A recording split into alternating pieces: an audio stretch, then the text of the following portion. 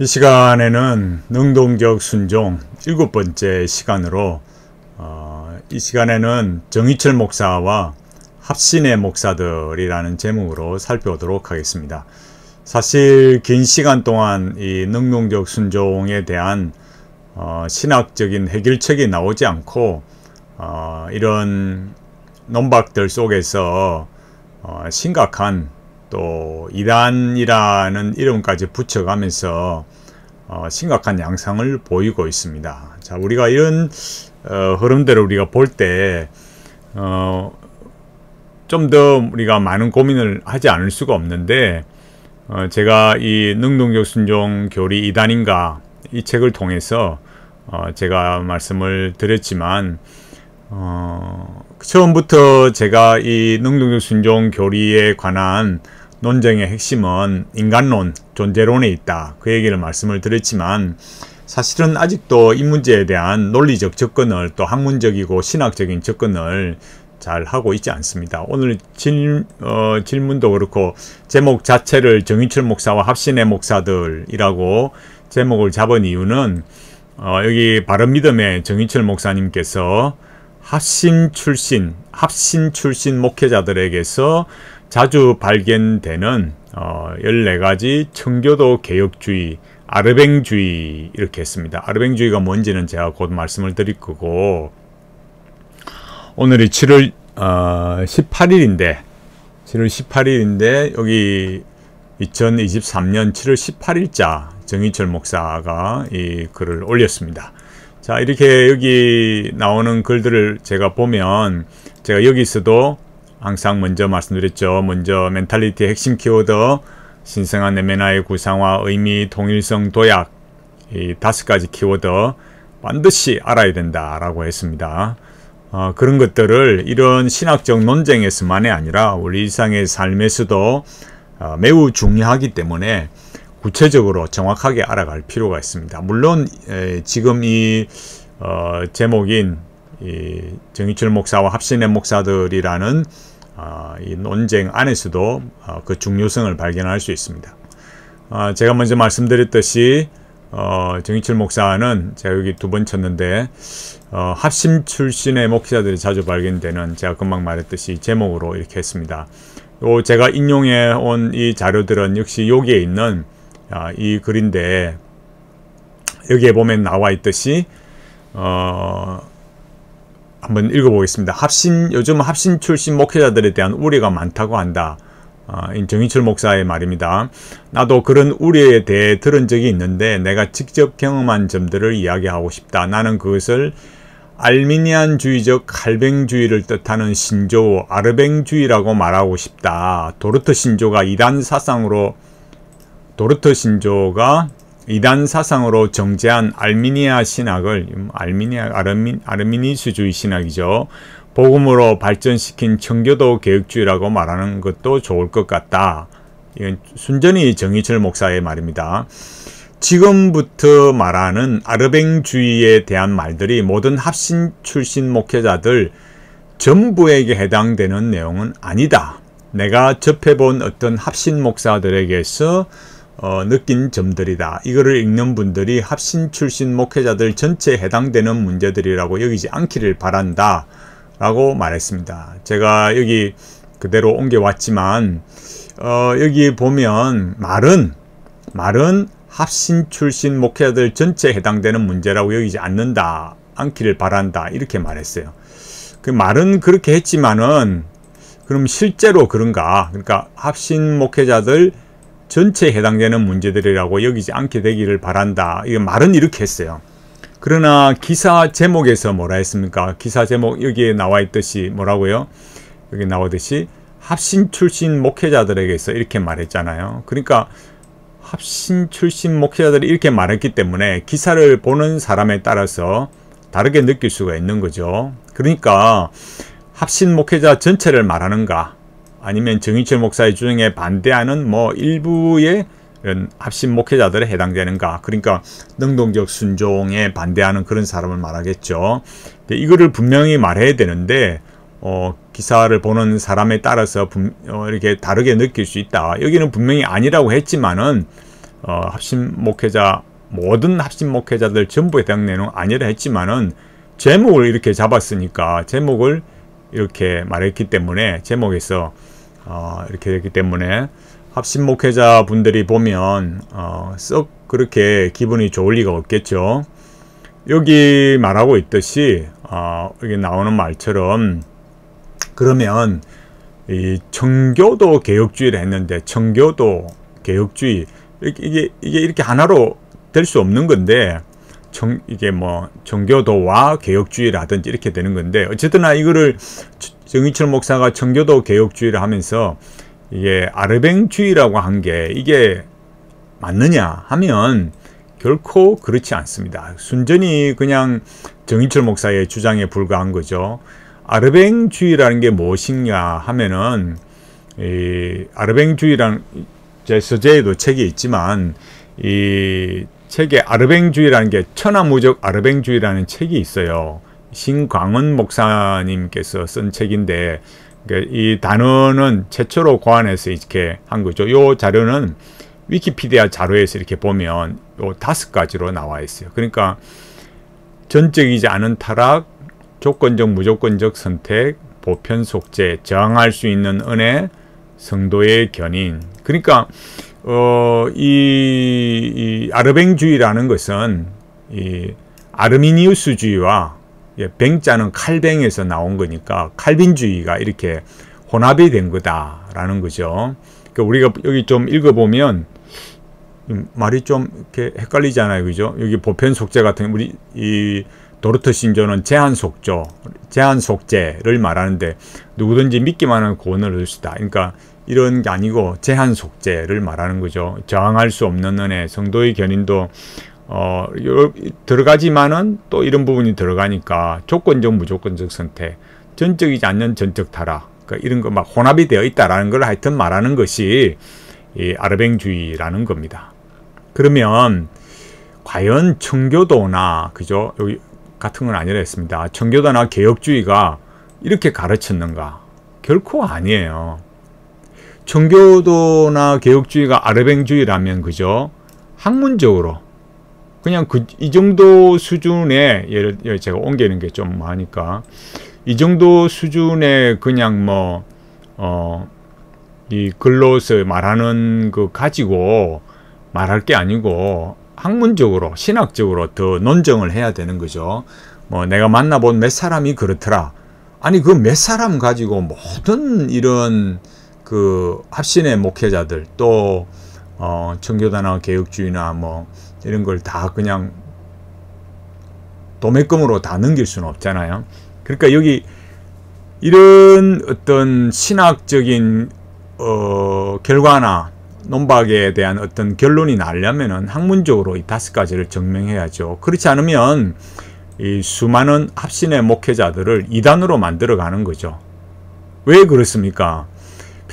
이런 이 지금 논정에 해당되는 것들을 여기 그 정인철 목사가 말하고 있듯이 앞에 여기뿐만 아니고 다른 데도 마찬가지고 계속해서 이런 성경이 가르치지 않는 그런 많은 내용이라고 하면서 이단으로 계속 이런 또 이단시 또 이단으로 이렇게 몰아가고 있는 거죠.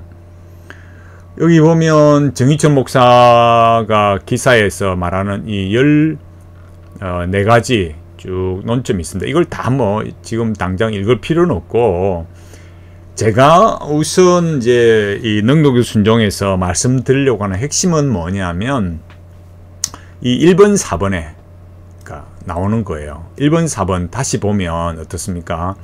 하나님은 최초의 인간 아담을 영원한 생명이 없는 상태로 창조하셨다. 핵심이 딱 여기입니다. 최초의 인간 아담을 뭐예요? 영원한 생명이 없는 상태로 창조하셨다. 누가 이리 말하느냐? 요거를 합신의 일부 목회자들이 이렇게 말한다. 그러니까 이 말은 능동적 순종을 반대하는 그런 것들을 이렇게 전제로 하고 있는 말이겠죠. 충분히 이제 그런 내용들을 생각하고 있으니까. 두 번째는 뭐냐? 아담의 마음에 영생을 얻게 하는 십계명을 기록한 상태로 창조하셨다. 아담은 완전하게 선하게 지어진 것이 아니고 악과 죄를 향하여 충동하는 내부의 성향을 가진 상태로 창조되었다. 하나님께서 죄와 함께 아담을 창조하셨고 또 하나님께서는 죄를 지져가지고 억제하는 십계명도 아담에게 주셨다. 아담은 십계명의 통제를 받음으로 자기를 구원받게 했어야 했다. 아담은 하나님께 죄를 짓건 말건 죽어야 하는 사람으로 창조되었다. 이렇게 말했어요. 네 가지. 요 네 가지의 어떤 근본적인 거. 그러니까 그렇다면 정의철 목사는 뭡니까? 어떤 인간론을 주장하는가? 요 네 가지는 그러니까 능동적 순종을 찬성하는 사람들의 입장에서의 글이다. 이렇게 보는 거죠. 그러니까 합신의 일부 목회자들이 그렇다라는 거죠. 그러면 정의철 목사님께서 말씀하시는 인간론, 그 주장이 뭐냐 이거예요. 그러니까 정의철 목사는 창조된 인간은 영생을 소유한 인간이다. 뭐 여기 대해서는 제가 이 인간론에 대해서는 이전 영상에서 계속 제가 말씀을 드렸어요. 정의철 목사가 뭐라 했습니까? 제가 기독교 강요를 말했잖아요. 기독교 강요 여기에서 영생의 은사, 아담에게서 영생의 은사를 빼앗고 주지 아니하셨을 때에 이렇게 말하면서 정의철 목사가 이 영생의 은사라고, 그러니까 이미 아담에게는 뭐가 있다고요? 영생이 있다고 이렇게 보는 거죠. 이 번역이 타당한가라고 말했을 때 제가 조동영 교수님의 글을 가져와서 뭐라 했어요? 불사와 영생을 말했잖아요. 예, 또 이거 가지고 또 뭐 불사냐, 뭐 불사 가지고 뭐 불멸, 이게 또 뭐 논란을 하시는 분들이 있는데 요 그대로 의미만 보고 영생에 대한 것만 보시면 좋겠어요. 불사는 뭐예요? 모든 영혼의 단순한 영속을 의미하나 영생은 신자들의 장래의 복된 생의 영속을 뜻한다. 그러니까 영생이라는 게 뭐예요? 그 계속해서 영원히 이 생명을 누릴 수 있는 거란 말이에요. 칼빈의 기독교 강요 제가 이전 영상에서는 다 이렇게 화면을 캡처해서 그렇게 보여드렸는데 또 너무 중복되니까 제가 이렇게 했습니다. 칼빈의 기독교 영어판 보면은 The Gift of Immortality에서 다 이런 것도 보면 뭐냐면 이게 이 이터널 라이프 이게 아닌 거예요. 영생이라는 게. 그러니까 원광년 목사님이나 문병호 교수님이나 다 뭐예요? 불멸의 선물, 불멸성, 불멸성, 불멸 이렇게 번역을 한 거예요. 그런데 이거를 이 정의철 목사가 임의로 번역해서 이렇게 영생의 은사다. 아담이 이렇게 영생을 가지고 있는 것처럼 말하면 안 되는 거죠. 잘못된 거 아니겠어요? 그러니까 정의철 목사는 기독교 강요를 뭡니까? 임의로 번역한 거죠. 임의로 번역해서 칼빈의 의도와는 여기 제가 글자를 뺐습니다. 다른 인간론을 주장하고 있는 거죠. 칼빈의 의도와는 다른 인간론을 주장하고 있는 거죠. 그러니까 여기 합신 출신 목회자들에게서 자주 발견되는 14가지 청교도 개혁주의라는 제목의 이 기사대로 하면은 그럼 뭐가 되겠습니까? 칼빈도 아르뱅주의인가요? 또 아니면 칼빈도 이단인가요? 그러면 또 합심 출신 목회자들도 그럼 다 이단인가요? 아니 일부라도 그럼 이렇게 이분들도 그럼 이단이 되는 거예요? 칼빈은 분명히 뭐라 했다고요? 최초의 인간을 영생의 상태라고 말하지 않고 뭐라고요? 불멸의 상태라고 말했어요. 그러니까 정의철 목사의 인간론에 보면은 이미 창조 시에 영생을 받은 상태니까 이 영생의 은사를 가지고 있는 영생을 받은 상태다. 이렇게 가변적인 게 아니다라고 보니까 결국 그런 주장을 하는 사람이나 칼빈뿐만이 아니고 그런 사람들이 이단의 정죄를 받을 수밖에 없는 거죠. 그렇다면 이 정의철 목사의 이런 인간론은 그 출처가 어디겠습니까? 그건 서철원 교수죠. 바르미드의 많은 글들을 보면 어떻습니까? 정의철 목사가 서철원 교수의 신학에 특히 그런 조직신학 책에 많이 영향을 입고 있고 그런 관련성을 가지고 있는 것을 우리는 충분히 확인할 수 있습니다. 그러면 서철원 교수는 타락 전의 아담에 대해서 뭐라고 말했다고요? 아담의 처음 상태는 여기 인간론, 교유신학 3권의 인간론에서 보면 뭐라 했느냐 하면은 아담의 처음 상태는 불완전함에서 완전으로 나아가야 하는 중간 상태로 창조된 것이 아니었다. 이렇게 말했어요. 자, 우리가 여기서 제가 여기 원고에 작성은 안 했지만 우리가 반드시 알고 넘어가야 될 것은 서철원 박사님의 이 교의신학을 읽어보신 분들은 아시겠지만은 근본적으로 이런 아담의 상태, 정의철 목사님이 말씀하시는 그 영생의 은사를 가진 그 영생의 상태, 또 여기 서철원 교수가 말한 것처럼 밑에도 나오겠지만은 페르펙타, 완전한 상태. 그러니까 불완전하면서 완전한 가는 중간 상태가 아니라 완전한 상태다. 여기 제가 말했잖아요. 페르펙타 이렇게 말했던 것처럼 영생을 소유한 완전의 상태 이렇게 보거든요. 첫사람 아담을.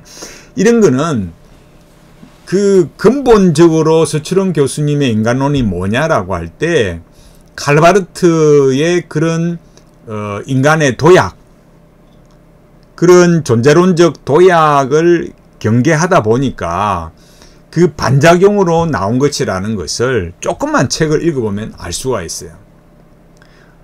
개혁신학 또 청교도도 마찬가지고 바르트의 그런 존재의 상성, 존재의 도약 이런 걸 가르치지 않았습니다. 아무리 칼바르트를 우려한다고 해도 바르트의 그런 신정통주의 신학, 존재의 상성, 비약, 도약 이런 걸 이렇게 가지 않아도 그냥 성경대로 가르치면 됩니다. 우리는 그런 걸 가르치지. 예를 들어서 우리가 바르트의 인간론, 존재의 상성론 이렇게 우리가 청교도나 개혁신학이나 그렇게 가르치지 않았단 말이에요.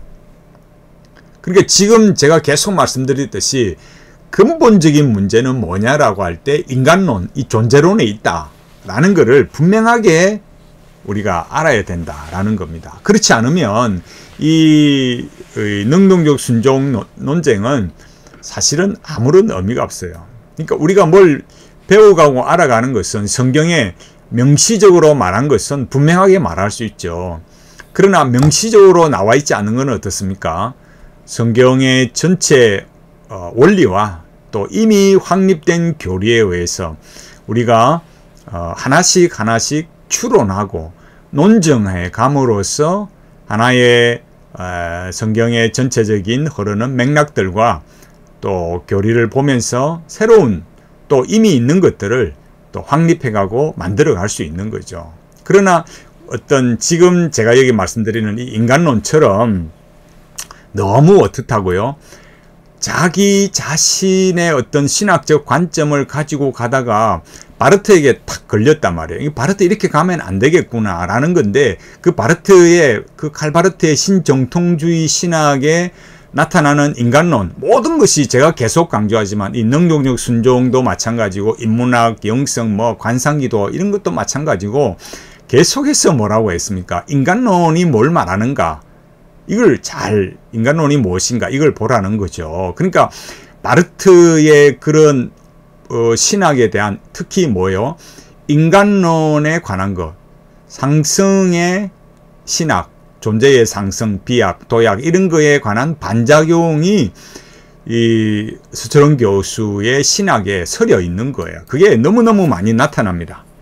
제가 그거를 이 능동순종 2단 교린가 책에서 말하고 있습니다. 자, 여기 금방도 말씀드렸듯이 완전한 상태의 인간이다 이렇게 말하고, 그러면서도 서철원 교수님 뭐라고 그래요? 언약 백성이 받을 상급은 영원한 생명이다 이렇게 말하거든요. 이게 말이 되겠습니까? 이미 주어진 거고 완전한 건데 또 무슨 상급으로 받아요? 논리적으로 맞지 않는 거죠. 그러니까 언약을 창조시에 그러면 완전한 영생은 무엇이고, 언약을 지켜서 상급으로 얻는 그런 또 완전한 영생은 무엇이고, 그러면 서철원 교수가 말하는 영생은 개혁신학이 말하는 영생과 다른 거겠어요?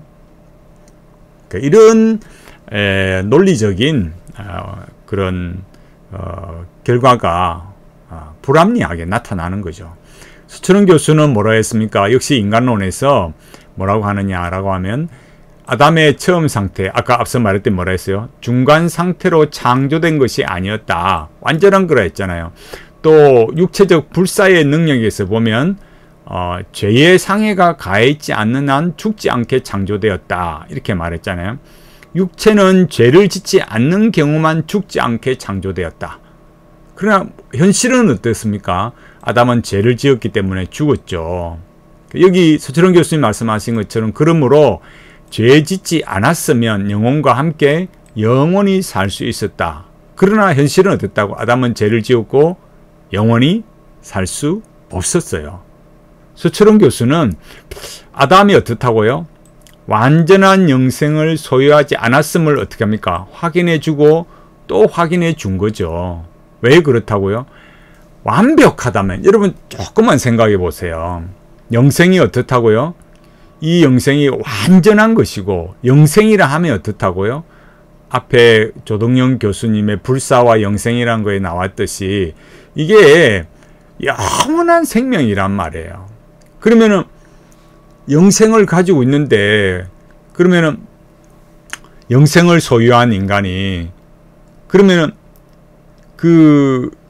여기서 제가 말했듯이 이 완전이란 거 아담은 범죄와 타락의 가능성을 가졌는데 이 완전이라는 거 최초의 인간이 영생을 소유하고 영원히 살 수 있는 인간이었는데 그러니까 그게 완전하고 영생이면 어떻습니까? 그 영혼에 어떤 것이 추가되는 게 없어야 되잖아요. 그죠?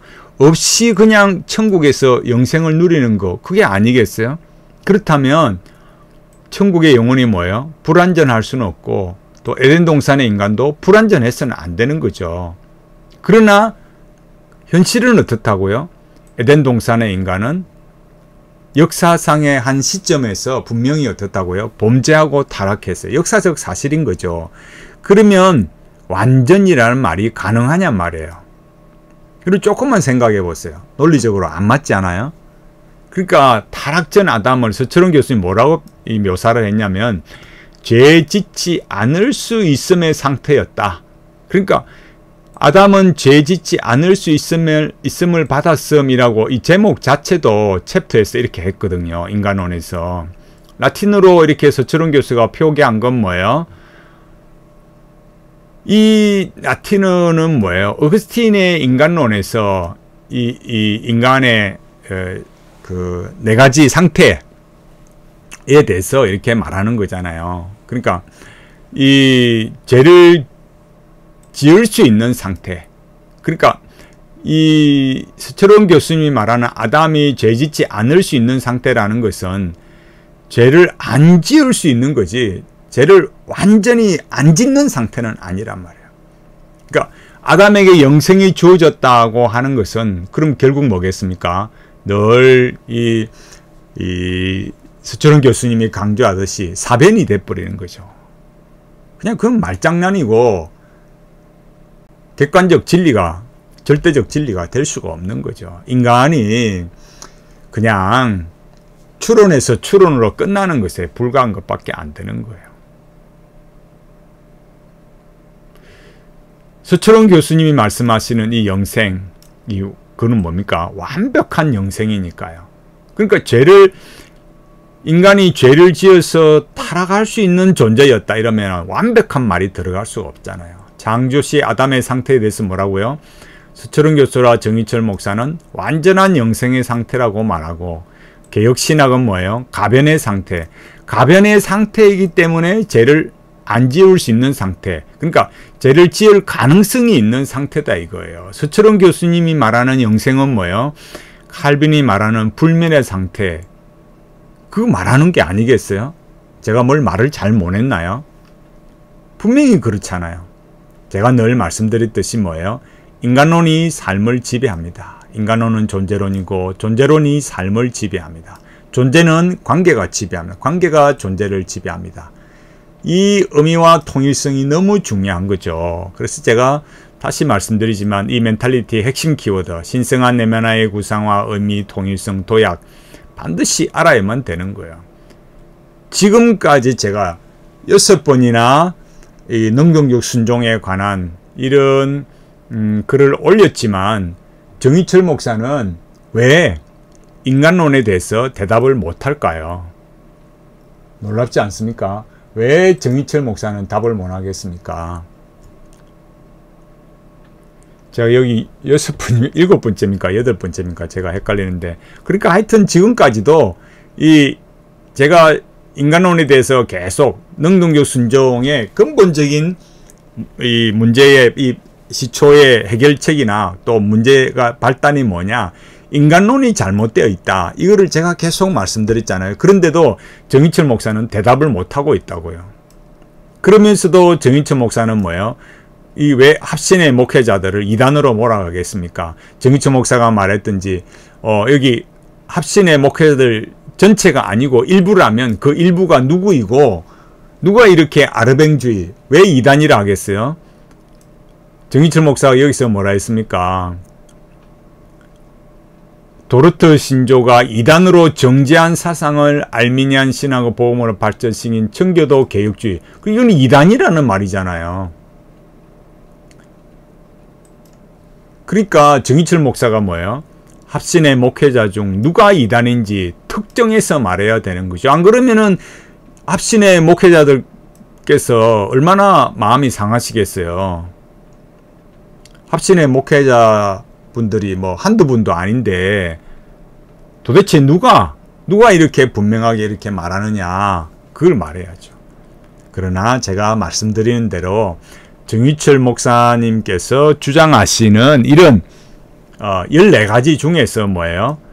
1번에서 4번 인간론이 해결되지 않으면 아무런 의미가 없다 이거예요. 인간론이 해결되지 않으면. 그런데도 그러니까 여기 제가 정희철 목사와 합신의 목사들이라는 제목으로 이렇게 말씀을 드렸듯이, 정희철 목사가 말하는 이 14가지 사항에 대해서 말할 때 이 4가지 1번에서 4번에 나오는 여기에 대한 핵심은 인간론인데, 그 인간론에 대해서 한마디 반론을 제기하지도 못하면서 왜 이렇게까지 하시는가, 저는 그게 너무 안타깝다 이거예요. 그러니까 여기서도 제가 여기 말씀을 드렸듯이 이단으로 정죄한 알미니안 신학을 복음으로 발전시킨 청교도 개혁주의라 말하는 거 좋을 것 같다. 그러니까 본인이 이렇게 본 사람들, 그게 뭐예요? 그런 아르뱅주의, 그 이단 사단으로 정죄한 거, 그게 합신 목회자들 전부는 아니지만 그 일부가 그렇다. 그러나 제가 말씀드렸듯이 이 제목을 이렇게 잡고 있기 때문에, 제목이 이렇기 때문에 뭐예요? 남들이 보면 이 합심 출신 딱 보면은 제목이 이렇잖아요. 이렇게 되었기 때문에 오해를 살 수밖에 없는 거죠. 제가 이런 인간론에 관한 중요한 제가 내용을 말씀드렸잖아요. 근본적으로 뭐라고요? 정희철 목사님은 그 서철원 교수님의 신학에 영향을 받고 있어요. 그러니까 서철원 교수님의 신학이라는 것이 칼바르트의 인간론, 그러니까 존재의 상승론, 그런 비약, 도약의 그런 관점에서 너무 이렇게 그런 거를 그쪽으로 가서는 안 되는 그런 경계심, 반작용, 이런 게 너무 강하다 보니까 능동적 순종을 말하면 안 되는 거예요. 그러니까 인간이라는 게 뭡니까? 계명을 지켜서, 이게 오해가 된 거지만 계명을 지켜서 마치 영생을 얻는 것처럼, 그러니까 이게 능동적 순종을 말하게 되면 인간이 무엇을 행함으로 영생을 얻게 되는, 그러니까 그게 마치 바르트의 존재의 상승과 같은 유사한 걸 말하게 되니까 그렇게 해서는 안 되겠다라는 관점으로 그 신학을 갖게 되니까 결국은 이런 영향을 입은 정희철 목사님께서 이런 주장을 하게 되는 거죠. 그러니까 여기 제가 말씀드린 대로, 오늘 말씀드린 대로 정희철 목사와 합신의 목사들이라는 이 제목에서 제가 말씀드리고, 이 기사 제목에서도 그랬듯이 근본적으로 이 주장하는 정희철 목사님께서 주장하시는 내용을 이렇게 뭐 아르뱅주의다, 이단으로 정죄되었다, 그래서 막 합신의 목회자들도 무슨 이단인 것처럼 몰아가서 될 일이 아니고, 우리가 다 무슨 어떤 신학적인 논쟁을 하다 보면 실수할 수 있잖아요. 그러니까 그 실수라는 걸 저도 할 수도 있고 정인철 목사님도 할 수 있고 누구라도 할 수 있는 거예요. 그러면 그 실수하는 그것에 대해서 끝까지 고집하는 게 아니고 서로 논박을 통해서나 뭐 논문이나 글이나 책을 통해서 이렇게 수정해 갈 수 있는 거죠. 우리가 다 부족한 사람들 아니겠어요? 그러면은 그런 결과가 나오기 전에는 누구를 이단이다 이렇게 정죄할 일은 아니다라는 거예요. 그리고 제가 말씀드린 것처럼 인간론에 관해서는 한마디 대답도 못하고 계시잖아요. 정작 정인철 목사님께서 여기에 대해서 그 인간론에 관해서 반론을, 정태용 목사에 대해서 반론을 한마디도 못하고 계시면서 이렇게 또 합신의 목사님들에 대해서 뭐 아르뱅주의다 막 이렇게 이단 사상으로 정죄한 이런 표현을 격하게 씀으로 해서 서로에게 참 불편한 이런 그런 관계를 만들어서는 안 된다. 제 생각은 그런 거죠. 그래서 오늘 제가 다시 말씀드리지만 결국 능동적 순종의 그 출발점이나 이 모든 일의 출발점이나 또 해결점도 역시 마찬가지로 인간론이 바르게 돼야 된다. 인간론이 성경적이라야 올바르게 될 수 있다. 그리고 그 인간론의 근본적인 그 수철원 교수님의 베이스는 뭐냐라고 할 때 바르트의 존재의 상승에 대한 지나친 우려다. 성경이나 또 우리 믿음의 선조들이 개혁신앙을 했던 우리의 선조들이나 청교도도 마찬가지로 그렇게 가르치지 않았다. 물론 우리 신학의 선조들이 100% 다 잘한 건 아닙니다. 물론 비판을 받아야 할 부분도 분명히 있는 거죠. 그렇지만 그것도 우리가 또 왜 그런 배경에서 나왔는가 살펴보고 또 우리는 그런 오류에 빠지지 않도록 노력해야 되는데 우리가 참 지식이 일천하잖아요.